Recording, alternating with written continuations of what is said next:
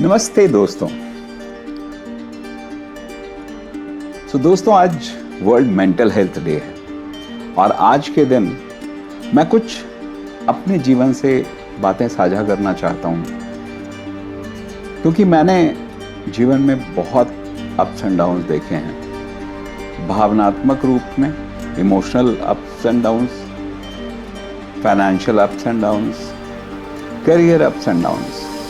और मेरा हमेशा से ये मानना रहा है कि कोई भी इंसान, ऊपर वाले ने किसी को ऐसा नहीं बना के भेजा जिसकी लाइफ बिल्कुल स्ट्रेट लाइन चलती रहे। सभी की लाइफ में ये अप डाउन लगा रहता है। और बिलीव मी दोस्तों, जब तक ये अप डाउन लगा हुआ है ना, लाइफ चल रही है। ईसीजी में अगर ये ग्राफ ऐसे चल रहा है, हम जिंदा हैं। अगर ग्राफ स्ट्रेट लाइन हो गया तो वी आर डेड, राइट? तो लाइफ में भी अगर ये अप एंड डाउन चल रहा है, that means I am living, I am doing something. मैं कुछ कर रहा हूं, तभी तो अप एंड डाउन चला हुआ है। मैं चुपचाप एक ऐसे नीरस सी जिंदगी जीता जा रहा हूं तो शायद स्ट्रेट लाइन, तो आप जी कहां रहे हैं? तो ये बहुत इंपॉर्टेंट है। अगर इसको ही, इसी एक चीज को हम समझ जाएं तो आई थिंक डिप्रेशन और फ्रस्ट्रेशन से आप बाहर निकल सकते हैं।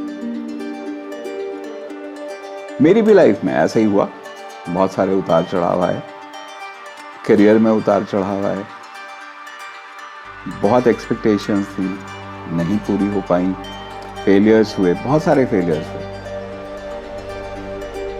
प्यार में फेलियर हुआ, पढ़ाई में फेलियर्स हुए, करियर में फेलियर्स हुए, रिलेशनशिप में फेलियर्स हुए। लेकिन, और मैं तो बहुत समय हॉस्पिटल में भी बिता चुका हूँ। मेरी हियरिंग लॉस हो गया था, मैं स्ट्रेट चल नहीं सकता था सीधे, स्पाइन इंजरी के कारण। उस सब के बाद निकल के मैं आया। अभी अप्रैल में कोरोना हो गया था, उसके पहले 2018 में आई लॉस्ट माई वाइफ, और वो एक इमोशनल सेटबैक इतना था कि दैट रिजल्टेड इनटू मेरी हार्ट की ओपन हार्ट सर्जरी हो गई। मेरा आउटा बर्स्ट कर गया, वॉल्व बदला गया। तो यहाँ पे आउटा की जगह पे एक कंड्यूट पाइप है और उसमें एक मेटल का वॉल्व लगा हुआ है। कहा जाता है 10 साल उसकी लाइफ है वॉल्व की। क्या फर्क पड़ता है, 10 साल तो हैं, उसको अच्छे से तो जीना है। ये बहुत इंपॉर्टेंट है। और आज भी सुबह 5 बजे उठता हूँ, 1 घंटे वॉक पे जाता हूँ। तो जो भी लोग मेंटल चैलेंजेस से बाहर आना चाहते हैं, या वो भी लोग जो चाहते हैं कि उनको कभी जिंदगी में मेंटल चैलेंजेस ना हो, तो 1 घंटे की फिजिकल एक्टिविटी बहुत ही जरूरी है।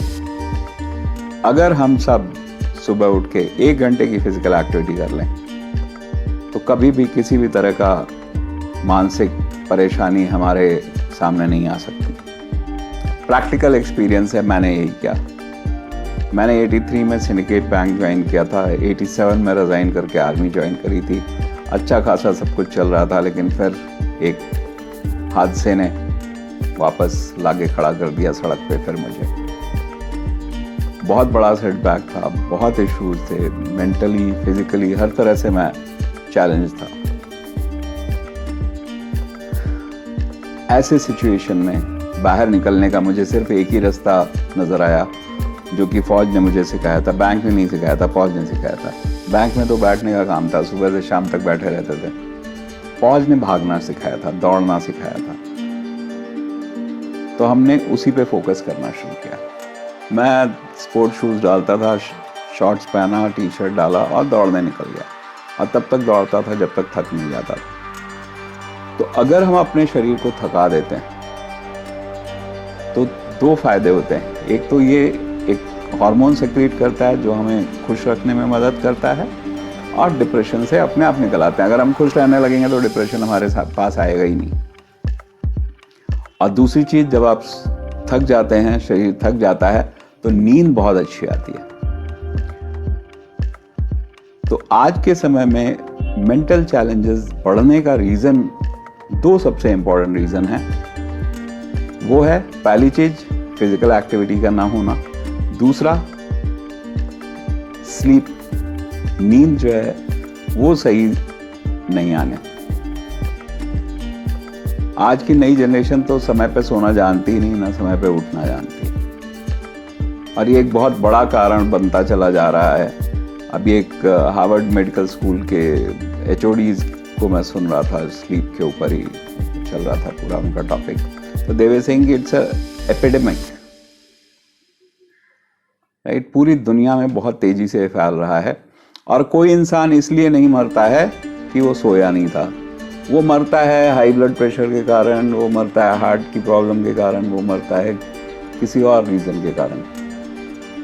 क्यों? क्योंकि अगर आप सोते नहीं हैं तो ये सारी बीमारियां आपके अंदर घर कर जाती हैं। और इसीलिए शायद हम नींद की इम्पोर्टेंस को समझ नहीं रहे हैं, क्योंकि कोई ये नहीं कह रहा है कि आप फला इंसान की डेथ इसलिए हुई क्योंकि वो सोया नहीं था। हम ये कह रहे हैं कि फला इंसान की डेथ इसलिए हुई क्योंकि उसको हार्ट अटैक हो गया। लेकिन हार्ट की बीमारी आई क्यों उसे, राइट? क्योंकि मैं भी जो मुझे हुआ, मैं जान रहा हूँ, 4 महीने मेरी वाइफ वेंटिलेटर पे थी। एक तो इमोशनल ब्रेकडाउन बहुत ज़्यादा था मुझे, because she was everything to me. Secondly, नींद सही से नहीं आती थी, बिकॉज हर समय मेरे कान में वेंटिलेटर का साउंड आता रहता था, और कोई भी अलार्म अगर बजा तो तुरंत मेरी नींद खुलती थी। बीच में वैसे भी मैं उठ के देखता था, बिकॉज नर्सेज हमने रखी हुई थी, बट नर्सों के भरोसे तो आप नहीं छोड़ सकते हो ना। तो वो 4 महीने स्लीप डेप्रिवेशन भी था, साथ में इमोशनल अपहीवल्स भी थे, फाइनेंशियल भी थे, सब कुछ था उस बीच में। तो that ultimately lead for my listen. लेकिन आज भी इस कंडीशन में भी मैं सुबह 5 बजे उठ के 1 घंटे की एक्सरसाइज जरूर करता हूँ। हाँ, कोरोना ने इधर 1-1.5 साल करीब बहुत दिक्कत करी, नहीं निकल पाए हम लोग, but again I have started, got back to same routine. 10,000 step का मेरा टारगेट रहता है, और अभी क्योंकि कुछ दिनों पहले ही मैंने शुरू किया है तो अभी करीब 8,000 स्टेप तक पहुंच गया हूं। उम्मीद है 1 हफ्ते के अंदर 10 पे मैं वापस आ जाऊंगा, और उसमें कुछ समय जॉग भी करता हूं, कुछ समय वॉक भी करता हूं। तो फिजिकली अपने आप को 1 घंटे जरूर दीजिए, अगर हम फिजिकली और मेंटली फिट रहना चाहते हैं तो। ये अगर आप करेंगे तो नींद अपने आप सही आएगी, क्योंकि नींद एक और बहुत बड़ा कारण है मानसिक रोगों को बढ़ाने में। बहुत सारे चैलेंजेस नींद की वजह से आ रहे हैं। सो नहीं रहे हैं लोग टाइम पे, पूरी नींद नहीं ले रहे हैं। और तीसरा जो एक और कारण है जो आज मानसिक रोगों को बढ़ा रहा है, वो है इंटॉक्सिकेशन। वो किसी भी तरह का हो सकता है, वो सिगरेट हो सकती है, वो तंबाकू हो सकता है, वो लिकर हो सकती है, वो ड्रग्स हो सकती हैं। और इसका जो यूज़ है वो डे बाय डे बढ़ता चला जा रहा है, इसका कहीं एंड नहीं दिख रहा। It is going on increasing, और ये एक फैशन सा होता जा रहा है आज की युवा पीढ़ी में, नई जनरेशन के अंदर। और ये हमारी जनरेशन्स को बर्बाद कर रहा है, बिलीव मी।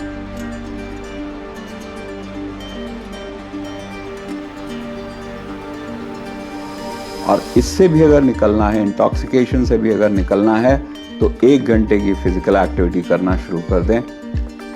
हम लोग जब एकेडमी में ज्वाइन किए थे तो हमारे यहाँ एकेडमी में, डिफेंस में, आर्मी में सिगरेट पीना नहीं अलाउड है, क्योंकि जब आप सिगरेट पीते हैं तो आपके फेफड़े काम नहीं करते सही से, और वहाँ पे दौड़ते रहना है, भागते रहना है हर समय, तो आपके फेफड़े काम नहीं करेंगे तो आप क्या काम कर पाओगे, राइट? तो हमारे यहाँ पनिशमेंट क्या मिलता था, वो पूरा का पूरा डिब्बी जो है वो एक साथ मुंह में लगा के और पीनी पड़ती थी अगर आप पकड़े गए सिगरेट पीते हुए।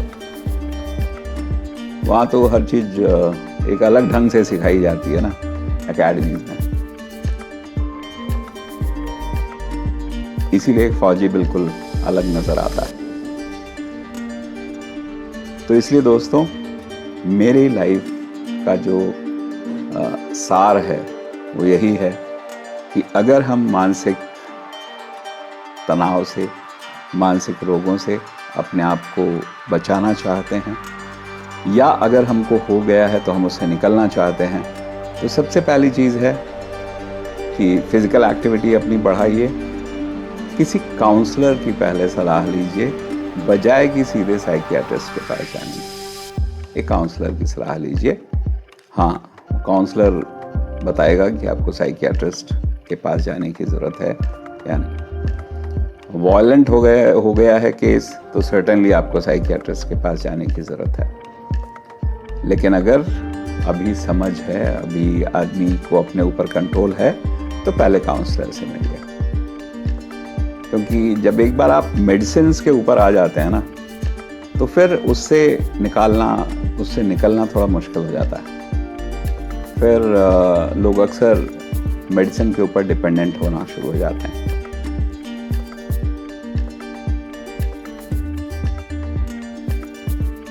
तो मेरी एक ही गुजारिश है आप सबसे, एक ही इल्तिजा है आप सबसे, एक ही विनती है कि अपने आप को मानसिक रोगों से मुक्त रखिए, इंटॉक्सिकेशन से जितना हो सके बचिए और अच्छी नींद लीजिए। ईश्वर ने रात बनाई थी सोने के लिए, दिन बनाया था जाग के काम करने के लिए। हमारे आपके शरीर की एक क्षमता है और उतना समय उसको रेस्ट चाहिए। उसी हिसाब से दिन और रात प्रकृति ने बनाए थे। हमने उसको बदल लिया है, कृत्रिम रोशनी करके इन सब चीज़ों को हमने बदल लिया है। लेकिन ये कहीं ना कहीं हमारे जीवन को इम्पैक्ट कर रही है, तो इससे बाहर निकलना बहुत आवश्यक है। तो मेरी यही विनती रहेगी, 1 घंटे की फिजिकल एक्टिविटी अगर हम और आप सब शुरू कर दें, तो हमारा देश, हमारी आने वाली पीढ़ियाँ मानसिक रोगों से बची रहेंगी, मुक्त रहेंगी और एक अच्छे इंसान के रूप में इस दुनिया को आगे ले जाएंगी। धन्यवाद। अगर ये वीडियो अच्छा लगा है तो एक ही गुजारिश है, इसको प्लीज़ लाइक, शेयर और सब्सक्राइब जरूर करिएगा। नॉलेज शेयर करने से अच्छा रहता है। तो अगर आपको लगता है ये जो भी बात मैं कह रहा हूँ वो अच्छी है, तो दूसरों तक इसको पहुँचाइए। Thank you so much for being with me. Thank you. God bless you. Remain healthy and wealthy both. So thank you once again.